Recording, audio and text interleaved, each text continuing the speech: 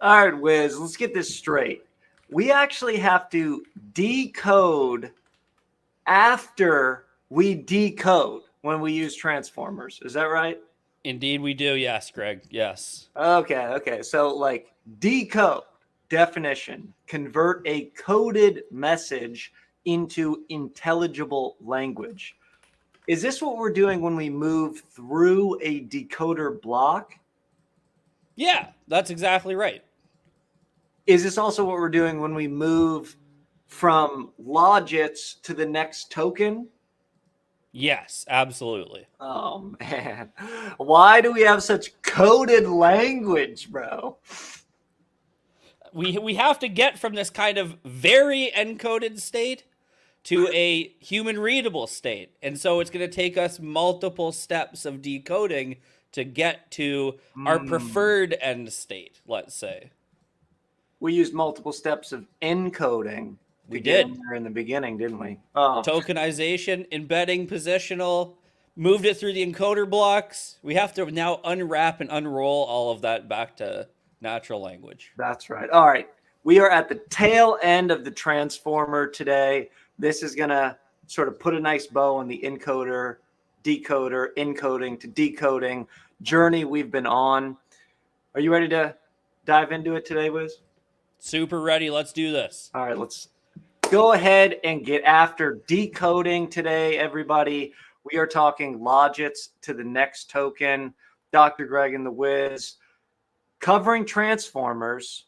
And this is kind of a cool session because we get a nice overview of everything that we've covered. If you've been following our content on the transformer, we'll sort of walk through where you can find each and every piece of the stack. This is at the tail end of the stack, and it's quite important because it's after we've paid attention to everything, after we've put our input sequence in, after we've done training, after we've got our LLM rip roaring ready to go. How exactly are we selecting the next token? How exactly are we doing it? Let's dive in and find out today. If you've got questions along the way, please put them into Slido, upvote your favorites, and also, well, we should have time in the chat today if you guys are live with us. All right, so decoding from logits to the next token. Exactly how does this work? Let's align our AI M for the day. We want to understand one of the big things that everybody who is building with LLMs knows about, temperature. And we want to understand exactly what it's doing computationally, as well as the effect that it has. And we'll have some fun with this today. And then we want to understand methods. Specifically, we're going to look at a few different methods. We're going to talk about greedy allocation. We're going to talk about greedy sampling, including a top K and a top P approach. And we'll talk about beam search, which is probably one of the most intuitive things that you might want to do, but often not so much used in industry today. And then we'll start off actually by conceptualizing a bit of the big picture that we come to as we come to the end of the transformer decoder stack. So we're going to talk transformer by parts. We're going to kick that off. Then we'll talk and we'll give a little background on logits. We've talked about some of this before, but it's important to sort of tie some of these concepts together. We'll dig into temperature and exactly what is going on, what that means, where it fits in the stack computationally. And then we'll talk about the methods for choosing. We'll see demos in code for all of the concepts that we covered today, of course. So let's talk about the transformer and each of the core things we need to know as we get into it.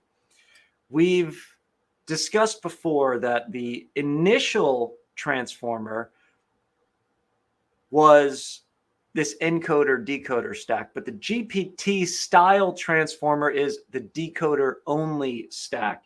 As we sort of try to break this down into its component pieces, we kind of tackled the input to the stack in an event we did that was a quite long form event. We talked a lot about the attention mechanism and what was going on inside that sort of masked multi-headed attention approach. And then we have talked about the next token, but we wanted to zoom in even further today because as we sort of go all the way in from all the way out, there are some pieces of this that we all want to be very comfortable with if we're going to be practitioners in the industry. Namely, we want the overview. We want to understand attention is all you need, the OG paper from 2017. We want to understand that that is a BART style encoder decoder stack. We also want to understand the encoder only stack as well as the decoder only stack. From there, we want to understand what we put in. We want to understand embeddings and embedding models, all the way back to Word2Vec up to today, when you can pick lots of different embedding models off the shelf. Now, positional encoding is a key aspect of getting the input right to our GPT transformers. So you really want to make sure that you have a nice, solid, foundational understanding of embeddings and positional encoding. Now, tokenization is the one thing that perhaps we should cover in a bit more detail, and we've got plans to do so. Attention is, all you need, right? I mean, it is the thing that you really want to make sure that you can understand, implement, and that you know exactly how to sort of manage, because this is actually where a lot of the interesting things, when you get into inference optimization, when you get into trying to serve and do inference more quickly or at a larger scale, this is where you can get a lot of the savings of cost with still great performance. So paying attention to attention is going to continue to be a key for these types of architectures.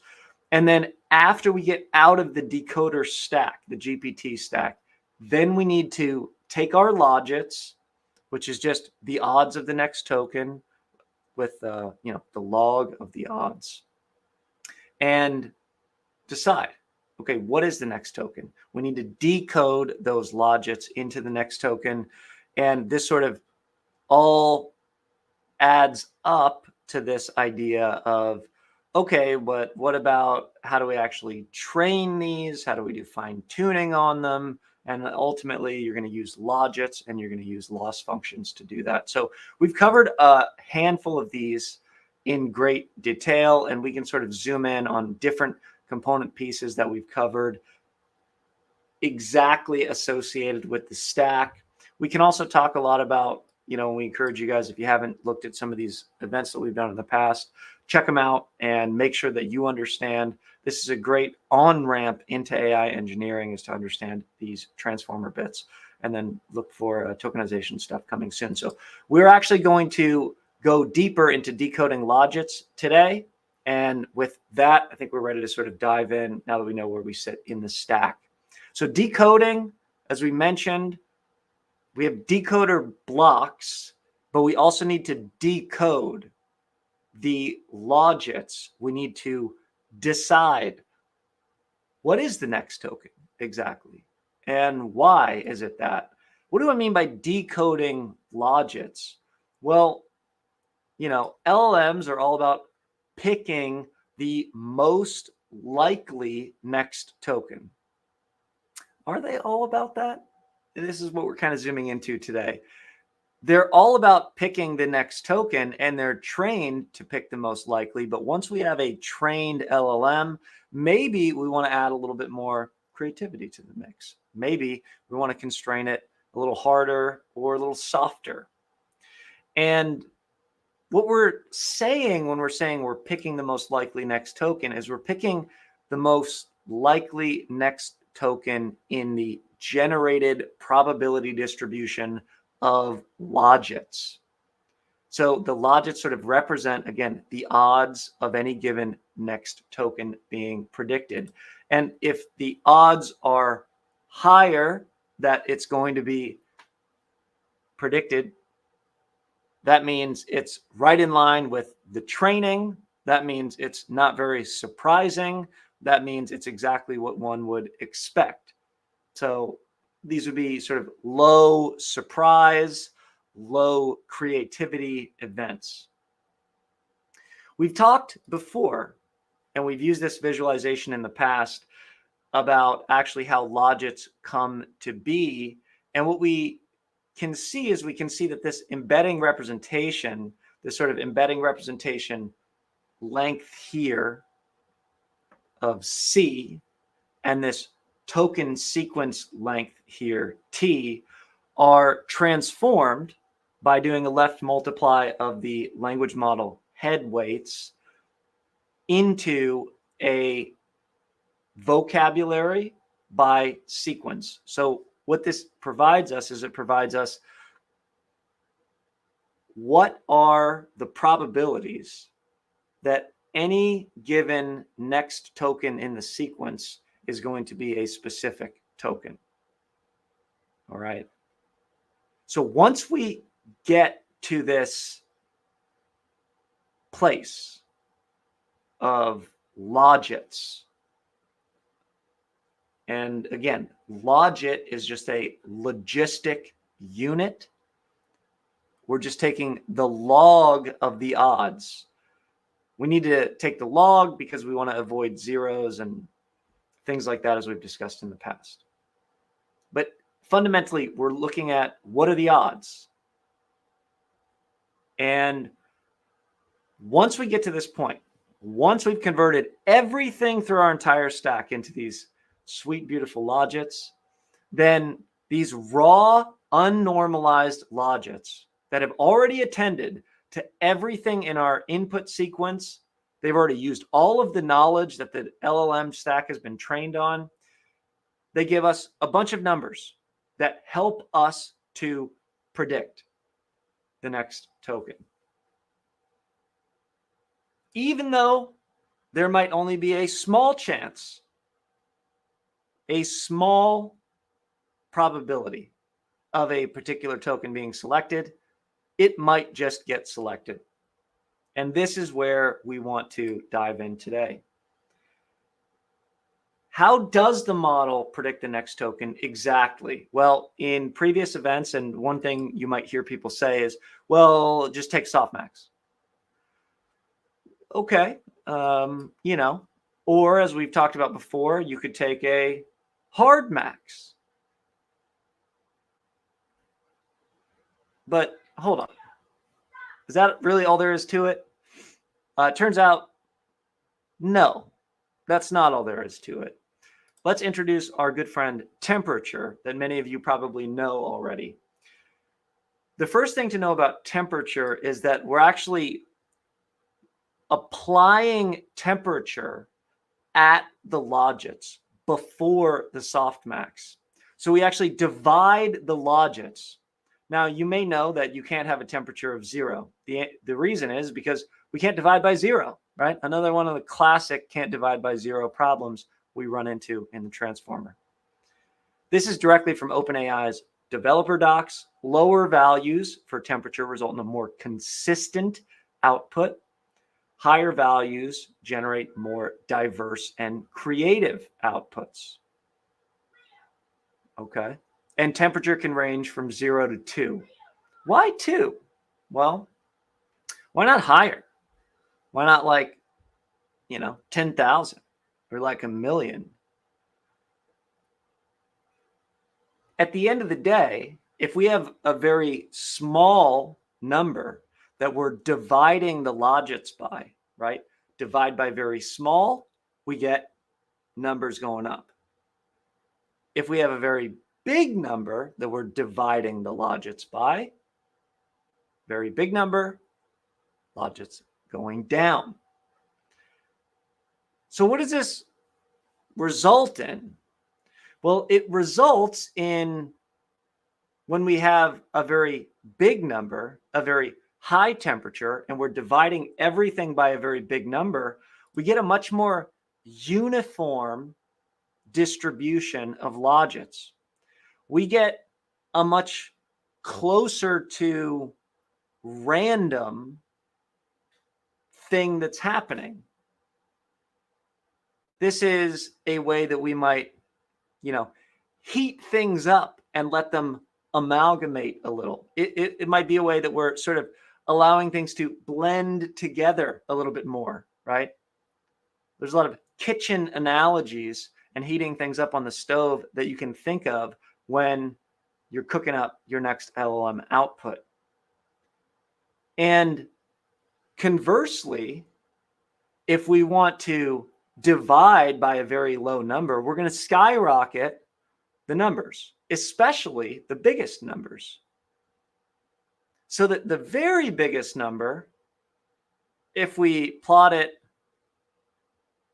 on any old scale that can see that high, it might end up looking a heck of a lot like a really, really simple delta function, or let's say a delta distribution.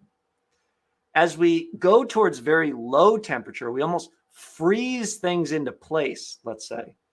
We're much more towards being very, very deterministic about what the next token is, much less random, much more all or nothing in sort of one token. And it allows us to really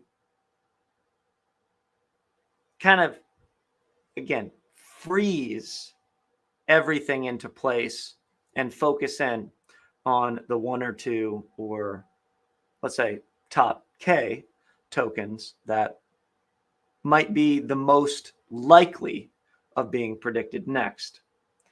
So when we have temperature, we want to sort of balance this low and high. We want to balance the obviousness of the next token, the robotic language, with the next token being something that's completely random. We don't really want random generators. So let's take a look at a quick example we put together for you to see how far we could push temperature. So we asked a question: what is the answer to life, the universe, and everything? And we messed with the LLM decoding to see what we could come up with. Wiz, show them what we found. Yes, Greg. Okay, so first of all, we have to do a little bit of preamble or setup before we can get into it, but it's not too crazy. So what we're gonna do is two things. First of all, we need an LLM that can run quickly and we can kind of hack the generation. So we're going to be using Nano GPT from Andre Karpathy, super awesome repo. We're going to install the few prerequisites that it needs to run. We're going to grab Nano GPT and then we're going to generate some tokens. So we can ask the question, what is the answer to life, the universe, and everything? And we have one possibility is that they have a universe-wide perspective that allows for no contradictions, et cetera, et cetera. So kind of, moving through how does the LLM generate tokens here. We'll get more into that a little bit later. This is kind of the default way that we generate. You'll notice what Greg was talking about there. This temperature value is going to interact right with those logits and before we go to Softmax. And that's important because it's going to massively change the distribution. We're going to also, make sure that we can see, what is a logit. Then we're going to see kind of visually what temperature does. So you'll notice that when we have this input array of like 6, 2, 7, 0.1, -8, 9, right? Kind of numbers that live in the same region. If we go ahead and we use a normal temperature, so just 1, we just get those values back. And then that's converted to a softmax, right? If we use a very low temperature, you'll notice that those values become quite large. So 6 goes to 60, 2 goes to 20, 0.1 goes to 1. And then when we look at the resulting probabilities, you can see this is like, this 60 is to the -14, and this 90 is 99.99999. So it's almost the entire distribution, right? It has the weight of the whole distribution. Okay, so what happens when we use a higher temperature? Well, we can see that the resulting probability distribution is quite close for each token, despite the fact, right, that they're the same input sequence. So what does this look like in text, right? So this is what it looks like in kind of on the tokens. Well, in text, what it looks like is this. We have the question. We'll look at the kind of low temperature example again, which is the default example. which is going to tell us, okay, reasonable answer. And then when we look at the high temperature example, it's, what's the answer to life, universe, and everything? Have any prominent clerics yet responded? They have. Religion for so-called evil. The Pope called, it goes on and on, gets kind of into a tangent. And then we start talking about, righteousness and the light of men and the identity of nature. But what you can see, not really, it's kind of swimming around the answer, but it's like very far off. It's being very creative, we can say, but it's just kind of word soup after a certain point, and that's because we're using such a high temperature that when we look at these tokens, all of their distributions are going to be extremely close together, right? So if we run this cell with 10, we can see that 0.2, 0.13, 0.22. When we increase that to 100, we get all of them are basically the same. All tokens are about as likely as the next token. And so this is what that temperature does, right? And this is what Greg is saying. It melts it into this kind of word soup or token soup, and then we're just sampling at random from our distribution, just because it's pretty uniform. And so that's what it looks like when we turn the temperature up so high that we wind up kind of melting our distribution. And with that, we'll head back to Greg. Yeah, okay. So that's pretty cool that we're sort of melting her down there. So is that almost like, we did all this work for training to predict the most likely next token. And then all of a sudden now we're saying, well, actually make it harder, like super hard to predict the most likely next token. It's almost like we're undoing at a certain level the training itself. There's still some influence for sure. And in really extreme examples where like the next token is, much more likely, we're going to still see influence from that training. But yes, we're kind of melting away the training, and we're kind of just relying on a very small difference between the most likely and least likely. So like over time, right, if you generate a lot of sequences, the training influence will still be very apparent, but in each sequence itself, it's going to be word soup the whole way down. Yeah. So, I mean, for a question like this, though, I mean, it's like, well, what should we even think? I mean, what kind of temp should we go after? I mean, to me, this is like, I'm feeling like, probably want a little bit of creativity, right? A little pizzazz here probably would be nice, but not, not garbly gook like we ended up getting, his nature always a few holy Ericsson at unquestorious soul once on, it's like that. That's a little too much, right? How do we find that line? It is a art, not a science, quote unquote, right? And it's very much application dependent, right? So like exactly what you mentioned, this kind of answer, we kind of take some liberties, do something creative. There are other kinds of answers though that we don't want anything to be creative. We'd prefer regurgitation, essentially, right? And I think that's the way to think of it. Now, there's a number of different levers that we're going to talk about that help us fine-tune this decision, but for the most part, using temperatures that are reasonable, within a reasonable range, let's say like 0.2 to like 1.4, something like that. I think that's where you're going to find a lot of sweet spot. There is some crowd wisdom or group think about some temperature numbers, but for the most part, staying in those bounds, you're going to get decent generation depending on your task. You heard it here first, folks, 0.2 to 1.4. So, I mean, OpenAI is kind of providing this for us out of the box, right? 0 to 2, but not everybody does this the same way. That's right. Yeah. Okay. All right. Very cool. All right. Well, let's get into this little fine tuning of the decoding that we might dive into next. All right. So up next, we've got methods for choosing. And this is where we actually are going to try to really actually pick the next token. because we asked before, how does the model pick the next token? Now let's contextualize this a bit more. After logits, after temperature, how does the model predict the next token? And the answer, of course, Softmax. Is that the answer? Well, a couple things here. One, on this visualization is we have this other piece here, SMAG. So I just want to point out that this is not actually Softmax. This is an intermediate computational step where we just store some aggregation values to keep this process efficient. It's really not that big of a deal, and it doesn't really play a role conceptually in what we're doing, although it is important when you want to talk about computational efficiency and performance, especially at scale.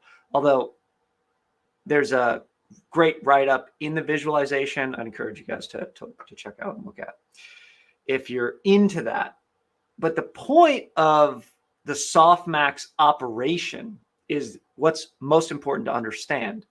And the Softmax operation itself is all about taking that input of logits, and what we're doing is we're just exponentiating the values. So we're making everything positive by saying e to the, right?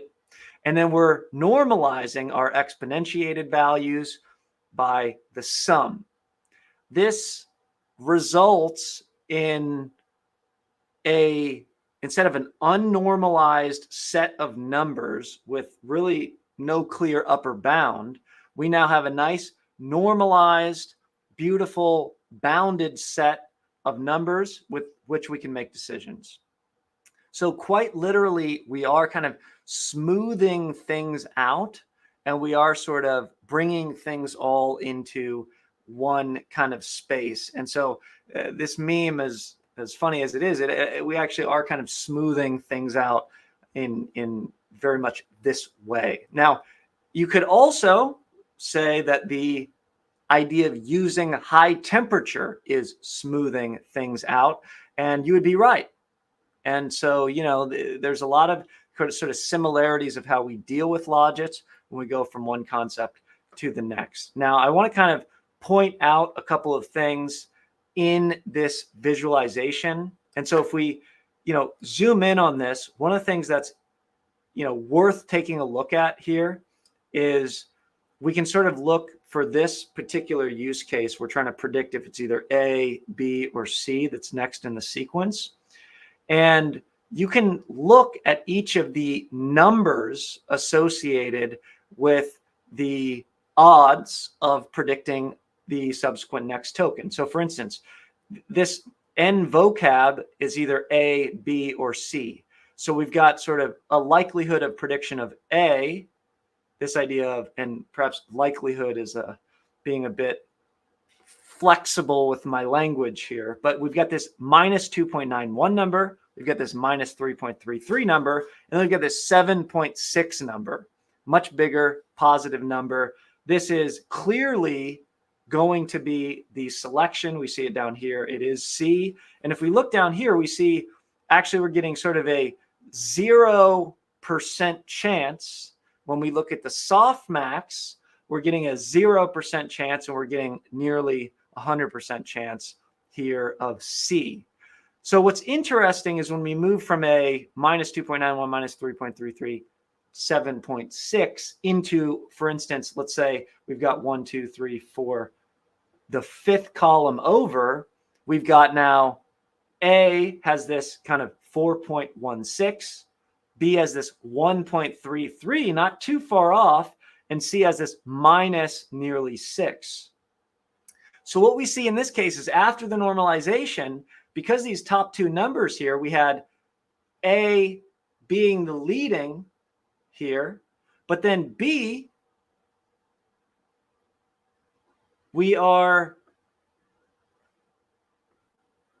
actually seeing that we are, I'm going to have to walk through this again, guys. So for whatever reason, my entire screen share was not working. And so I've been showing the wrong screen here. Okay, so let's just rewind for a second. The idea here is, if you could bear with me on this one, that the logits of A, B, and C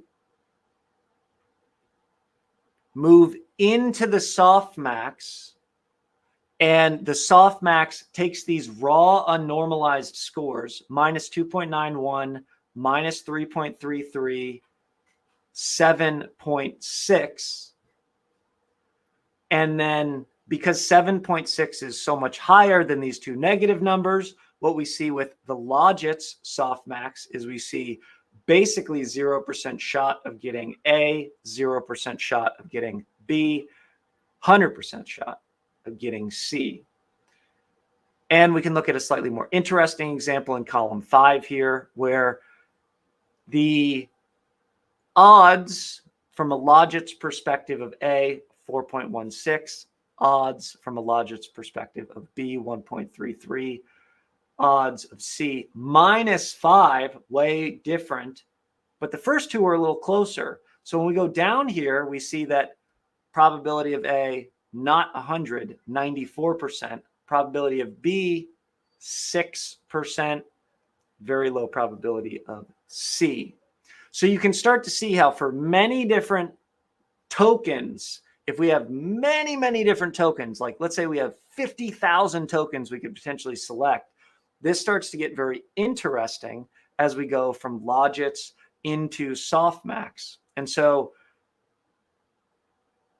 one of the things that's worth considering, and pausing for a moment here, and apologies for that little kerfuffle, is that, and I want to bring Wiz back up for this, is that we're doing the selection oftentimes after we do a softmax.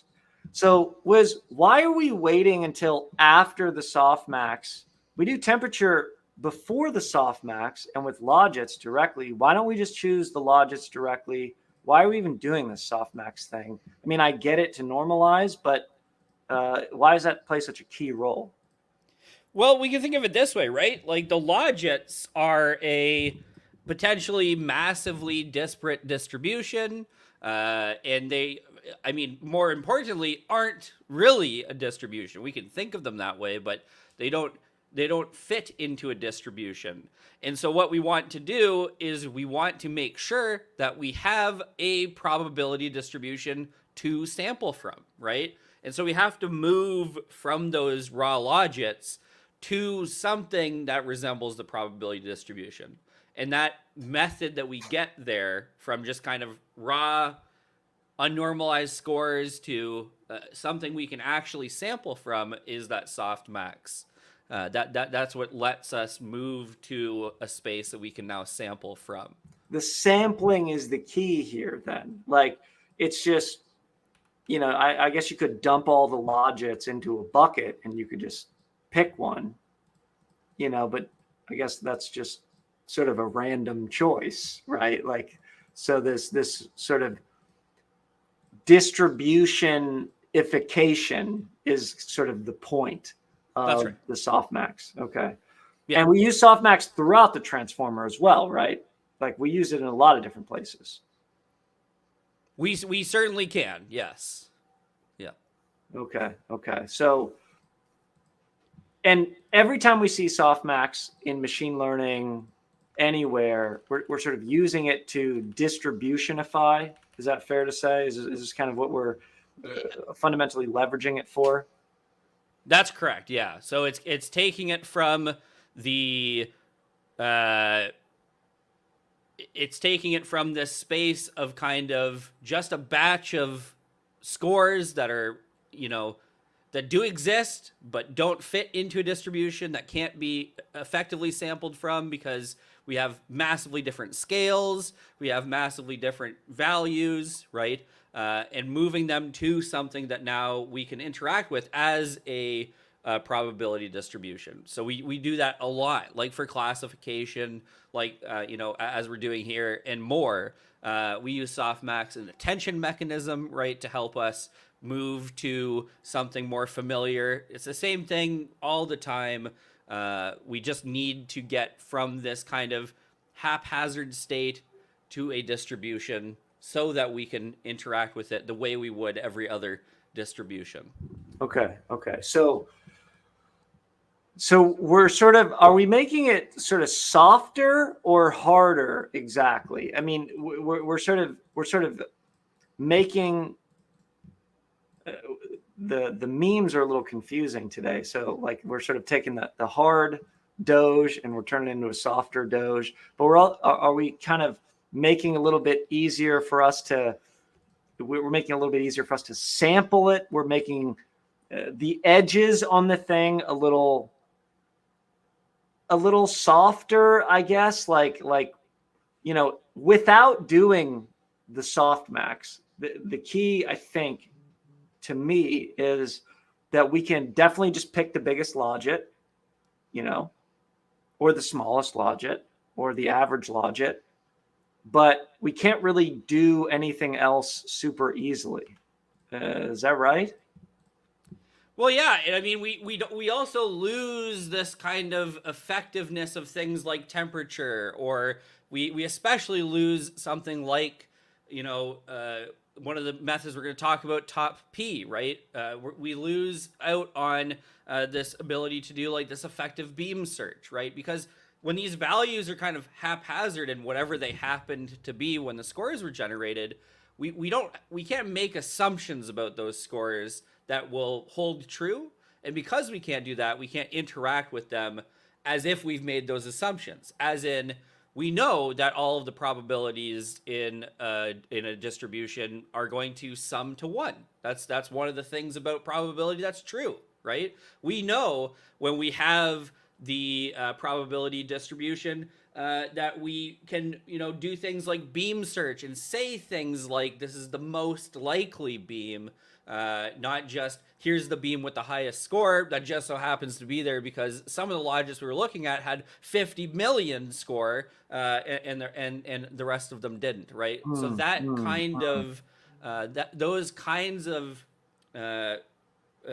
transformations let us more easily interact with other methods that we want to use in order to provide what would be largely considered better generation. Yeah. Okay. So we're in this probability space that we're all inhabiting all the time with data science.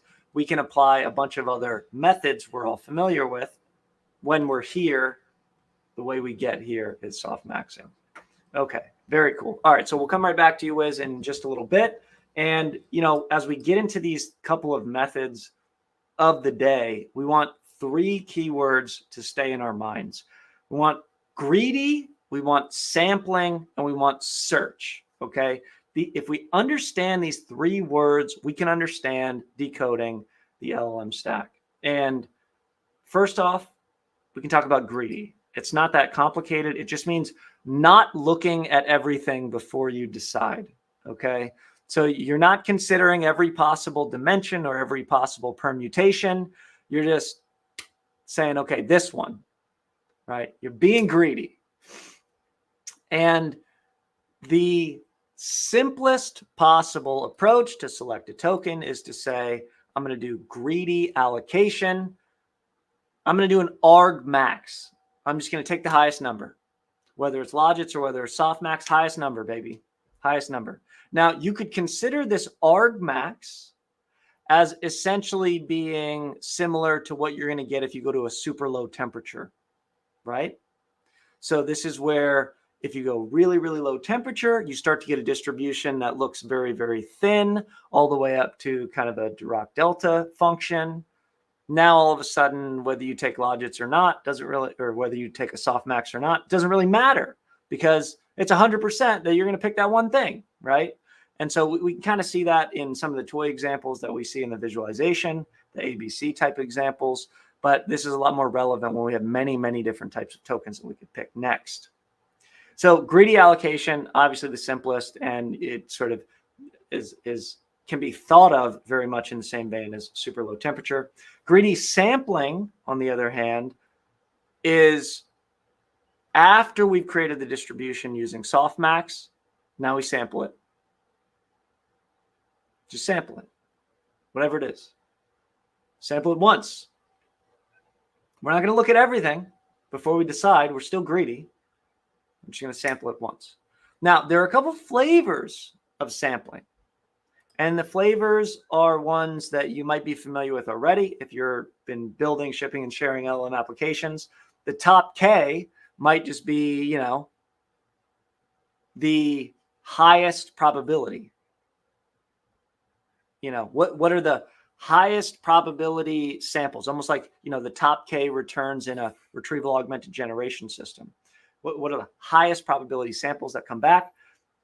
And, you know, just grab all of those and then sample from that, right? Because at the end of the day, we don't want it to be some sort of super low probability thing that we're selecting as the next token. That'd be crazy. So top K is very sort of basic, clean. You have the probability distribution. You order rank everything. You're saying, okay, I'm going to take just the top 15 of these, and then I'm going to pick from those. I'm going to take the top 10 of these. I'm going to pick from those. Now, top P is a little bit different. And top P is, you know, you can use this sort of intuition for top P. We're talking about probability here. It's not exactly right, but we want to basically, you know, think of the kind of confidence interval of selecting the next token, right? In the same way that we don't want to be selecting very low probability options in a top K world, and in the same way we don't want to be selecting options in general that are much less probable than a coin flip, for instance, we want to sort of say, okay, well, if I'm in sort of the 95% confidence interval here, that's probably pretty good, right? I probably don't need 99, probably don't need like 99.999, probably don't need like everything there, you know, because those are just very, very low probability events. But maybe if I take sort of the top 95% of tokens, maybe I'll just sample from that. Maybe if I take the top 90% of tokens, maybe I'll just sample from that. So again, we order rank, and then we go ahead and we say, okay, well, should we like pick that probability and sample from within it? So we want to kind of use any of these methods, again, to sort of live on the border between too much predictability and too much unpredictability.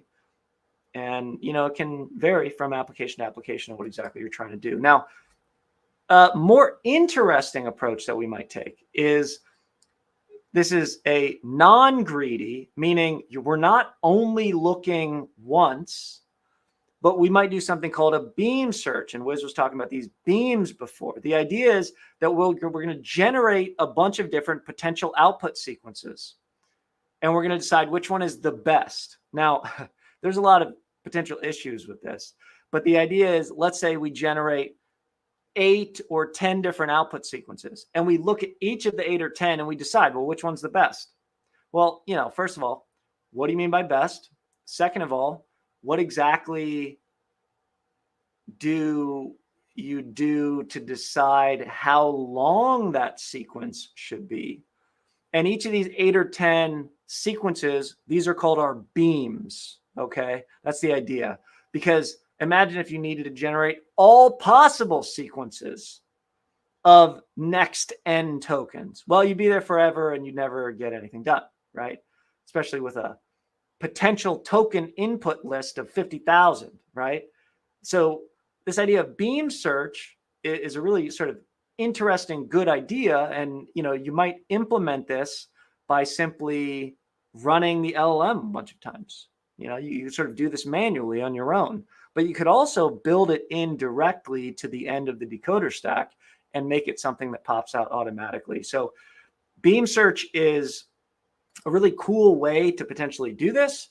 And, you know, a bit more computationally expensive, like so many interesting, awesome potential techniques that we cover from time to time. Wiz, you know, greedy allocation seems a little too low performance. Beam search seems a little too high cost. Do we end up just doing greedy sampling in most cases? Like, how does this look in practice? Yeah, almost every time we do greedy sampling, it's just It's fast. It's effective. There is some research. There's some papers. There are some methods that indicate that perhaps beam search with repetition penalty and a few other tweaks can produce more effective outputs. We're kind of always going to have the extra compute though, the extra latency. So that might work really well for like offline applications, but online applications, I think we're going to be very, very hesitant to use, especially wide or long beam search. Yeah. Okay. And then in terms of the top K versus top P, I mean, what are people using? I think top P is sort of emerging a bit more as a technique here. Is this something that you'd recommend people using, or at least looking into their LLMs insofar as they can to see if it's using it? I mean, I think we're going to see some examples on how it might change some outputs today, which might give people some intuition. But do you have any sort of high-level best practices here for, if I'm using top K, what's my K? If I'm using top P, what's my P kind of thing? If I'm using beam search, what's my N, Yeah, I mean, so what I would say is a good place to start is temperature equals 0.8, top P equals 0.95, and then decreased temperature or increased temperature is needed. I think top K has limited utility in the face of top P, just because top P is it's doing kind of the same thing, but like more dynamic, right? Quote unquote. What it can do though is like if you have one token dominating the distribution, maybe you don't see any others, and so it's kind of greedy. But then, what K do you select? The idea is I would start with temp equal to 0.8, and then top P equals 0.95, and then see what happens from there. Test it out. There you go. I mean, top K feels like I could just do it with Logits. Why do I need a probability distribution, right? Well, no? Sure, you could think of it that way. We would still need to move that to a distribution in order to sample from it, because we still do sample from the top K tokens. But yeah, you're absolutely right that we don't need to do the top K before after the softmax, let's say, right? Because softmax will preserve the absolute order of the magnitude of the logits. So yeah. And then have you heard of any applications actually using beam search? Have you seen this yet? Yeah, for like coding and math, and especially for other architectures like your kind of Berts and Barts. I think beam search is pretty popular. And again, for like offline application, there's a lot of research that shows beam search with the right other generation parameters is actually pretty good. Like it even can outperform greedy sampling methods, which you'd expect, right? If we check more 100%. Paths, you'd expect that would be better, and it is. However, it is much slower, and so when you're building with these applications, you're probably not going to want that additional latency that kind of has to come with beam search. And Bert and Bart transformers, because the sequence length, the input and output sequence length are both known. They're fixed. Yeah, exactly. Yeah. Whereas the masked multi-headed attention that we're using in the GPT, the next token predictor, it allows us to, just kind of go on for. That's right. Well, as much as we feel like. Okay. Let's go ahead and check out the decoding methods then, man. I'll hand it off to you to show us exactly what we see when we implement these types of methods in code. Oh, yeah. Okay, so I'm just going to do a little bit of scrolling. So there are a bunch that Greg's talked about. We're going to look at a few of them, and we're going to see how they're implemented in code. So number one, we've got a new sample generation, function here that we're going to use. So we're going to see, and we'll want to run this cell, but it's just the whole thing, and so it's messy to look at, right? We have this kind of if beam width, then we'll do some beam search. We have some, for I in range max new tokens. We're going to generate some new tokens. We're going to have some, do some stuff to get our actual logits. We're going to go ahead and we're going to look at adding a repetition penalty. We have the if greedy, we have, else, which is pretty cool. And then we're going to return X. The idea is that this is basically the same with some extra paths that we can take through. And so, if we don't add any top P, top K, or bead width, we don't add any repetition penalty, we get like a reasonable response. In fact, this is the same response we saw before. What is the answer to life, the universe, everything? One possibility is that they have a universe-wide perspective that allows for no contradictions. And if so, then why is there a contradiction? I mean, it doesn't make a lot of sense, but this is GPT-2 extra large. So let's try greedy decoding, right? So all we do for greedy decoding, you'll notice, is we just pick the biggest logit. So we pick and to do a quick refresh, right? The way we get from logits to tokens is that every index of our logits corresponds to a specific token. So when we get the argmax, right? Those of you who are familiar with argmax will know that we get the index of the maximum value. And so what that means is it's going to give us the argmax, or the index at which the highest logit exists, which is going to correspond to the token that the highest logit is at. And then we just unsqueeze it, and that's it. So let's see this in practice. And we get what is always true, kind of greedy decoding. Super repetitive responses, right? The answer is that we don't know. We don't know what the universe is made of or how it can be. We don't know what laws of nature. We don't know what the purpose of life. We don't know. We don't. It's like, okay, we've seen this before. We've heard this before. We've watched this movie before. And what we're gonna do is we're going to see if we can make that less repetitive while still using greedy decoding. And the answer is yes, because we have a repetition penalty hyperparameter that we can use, which is going to change the amount of weight we give to individual logits if they have already appeared in the last few tokens. So we say in the last 1,000 tokens, we're gonna go ahead and look at those, and then we're going to essentially just scale those tokens that have already occurred in the last 1,000 tokens. We're gonna scale them by that repetition penalty.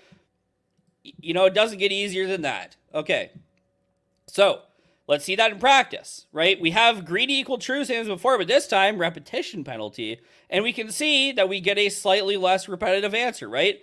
What is the answer to life, the universe, everything? The question of what we are made from has been a central one for humanity since our earliest days. The first humans are thought by many people at the time and still today as being primitive or having no souls. They have bodies in which their minds can communicate through touch alone. However, this view is overturned by modern science, and on and on. The idea is this is definitely less repetitive, right? And so our repetition penalty is doing its job. Then we're going to look at top P or nucleus sampling. Top P is very straightforward because we've converted this to a probability distribution. We have the assumption that all of the entries in our logits that have been softmaxed, or softmaxed logits, they all should sum to 1, right? Because they represent a probability distribution. Okay, so if they all sum to 1, then what we can say is like, hey, you know what? We're only going to look at the tokens that sum to 0.5, right? That represent half of that likelihood. And what we do is we order them from most likely to least likely, and then we start with the most likely. We check to see if it exceeds the threshold. If it doesn't, we move to the next one, and on and on. And at the first point that we exceed the threshold, we're going to keep those as our potential tokens. The way of actually doing this is very straightforward. We're just going to use a bunch of built-ins from our torch library to sort, then to check for the cumulative probs that exceed our threshold, do some moving around, and then we will return that to our as our logits that we can now sample from. Let's see it in action. Same thing as before, right? So what we'll notice is that we we're using this top P set to 0.95, which means that we're considering most of the distribution. Right? We know the whole distribution sums to 1. Well, we're using something that mostly gets there, and so that's going to be our top P, and we get a very reasonable response, which is similar to a medium temperature response, which is nice. We can also look at what happens if we use a very low temperature with top P. You'll notice that this is exactly the same as our greedy allocation. Makes sense, right? And then with a very high temperature, we can see that it quickly descends into absolute nonsense, right? Now, if we were to do something like run this but restrict the top P to like 0.05 or something, and then run that again, we'll notice that we can go, we'll get a response that's a little bit more reasonable. I'll scroll back up to it once it's finished running.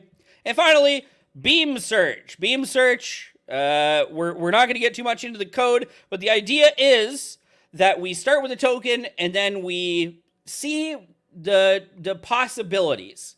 And then we check all of the different sequences that are generated from those initial possibilities. And then we do that again for each of those sequences. And we wind up with a number of sequences that are split at every step. And then at the end, we choose the one that is most likely, or represents the most, the highest probability sequence. And our other generation is done. We can see it may come according to a newly developed theory, which can solve mysteries of physics or secret resolve. But why and by why we are here? The big question. See, the idea here is that our temperature is still 100, which we know is insanely high, but because our top P is so low, we're only looking at the most likely tokens, right? Before we're concerned with anything else. And so what that means is we actually wind up with a coherent but creative response, right? So this is the idea of very high temperature top P. And beam search, we're getting some good comments in the comments here from Matul talking about how it can be useful for code and things like that. But the response itself, what is the answer to life, the universe, everything? I don't know. Okay, so that's not super useful. We ask a question like, why is the sky blue? We can see that the question depends what you mean by sky, what you mean by blue. The word sky has two different meanings in English. First meaning of sky. This is a coherent sounding sentence, even if it's not really answering our questions. But that's the idea of beam search. It lets us check a number of different things and then pick like the winner overall. We can combine this with methods like token validation and things like that to better align for things that need structured outputs, as Matul is saying. But with that, I'm going to pass you guys back to Greg. Before I do, I got to ask you to like, comment, and subscribe. We're here every Wednesday. Ring the bell, little bell guy on YouTube. And yes, we'll send you back to Greg, who will close us out and take us into some questions. All right. Yeah. So very cool, Wiz. Let's go ahead and wrap this thing up. I know we saw that, a lot of stuff today. There's a lot happening, and I think the key takeaway is if you guys can sort of understand and work your way mentally through 3 words: greedy, sampling, and search. And if you can understand that sort of a low temperature is going to be very like greedy allocation. And if you can really kind of grok exactly what Wiz just said there, that at a high temp, but also taking a top P approach, we can be coherent yet creative, then you can really start to see how interesting this can get, especially when you consider potentially doing additional validation steps to align the token selections in ways that might be able to leverage, more helpfulness, more, less toxicity, all of these sort of guardrails that people are talking about. You could imagine starting to implement some of these in your token selections, and especially in your beam searches and things like that as well, really taking evaluation down a layer into the LLM decoding step. So lots of interesting stuff that can be done, that I'm sure will be done all in due time. So thanks so much for joining us today, Wiz. I want to have you back up for just a minute here. We've got a few questions that were live in the chat. And I just want to offer, first of all, Black Currant, I got hard max for real on that one. And, I think like we got a nice discussion going between Matul and Black Currant here. Do you have any additional thoughts that you would add to this that you didn't get to as you were wrapping up? I think the main ones are like, there's a lot of magic happening in this step that people are still getting used to and paying attention to, and it's something I feel like that's not leveraged enough when we're thinking about generation, when we're thinking about trying to get outputs that are desirable for us. And one thing that we didn't get into today that is very powerful, and Matul kind of alluded to it, right, is like, we know what tokens are being generated, right? Mm-hmm. And if we know, let's say, for instance, that we need to build valid JSON. Well, we have like parsers that can tell you if something is valid JSON or not. And if we notice that this thing that's being generated does something that it goes against the heuristics we use to check for JSON, we can say, hey, LLM, what are you doing? You should have generated a colon there.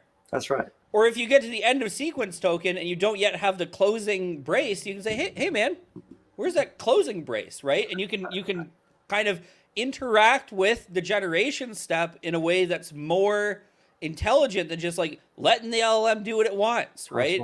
And yeah, so I think. Or if you need or if you've got like the not safe for work LLM, just getting after it with your customers, right? It's like whoa, bud. I see that not safe for work token. No thanks. Pick another one. Pick again, my friend. That's right. That's right. It says a bad word. We say choose a good word. That's right. That's right. Not the best. That's right. Bad. Okay, so then we got one good question in the Slido here I want to cover before we close up today. OpenAI seems to say that you should do top P or temperature, not both. Any comments? I mean, kind of. I think that's probably a little bit true. It depends on what you're trying to do. I think there's a way that we can think about using them both at the same time, and that's becoming more and more the wisdom as I've seen it. But I would feel confident that if you're going to use OpenAI, you should stick to their recommended usage guides. The wisdom. Yeah. Yes. Perfect. Thanks, Wiz. Appreciate it, man. And it's time to go ahead and wrap up today. Thanks, everybody, for joining us live.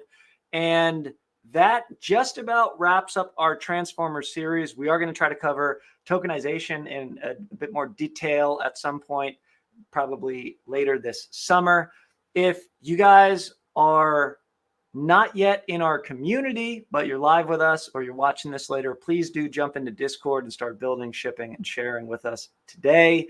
If you're interested in accelerating application development for yourself, for your company, you may want to check out our AI Engineering Bootcamp. Cohort 4 is coming up soon.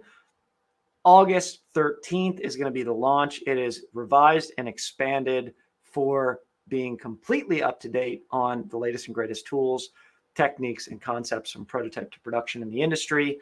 And finally, if you guys are really into the latest tools and techniques, you might like our event next week. That's DSPY for RAG. We did a DSPY event where we really focused on prompting. Everybody said we want more, and we got more coming your way. By the way, if you're in Toronto this week, come see us at the Toronto Machine Learning Summit. We'll be presenting all day tomorrow in a full day workshop live. We're very excited, very cool. Hope to see folks around the community live in Toronto this week. Thanks for joining us again today. And until next week, we will certainly be going hard, building, shipping, and sharing. We hope that all of you will do the same. Thanks for joining us, and we'll see you again real soon. Bye, everybody.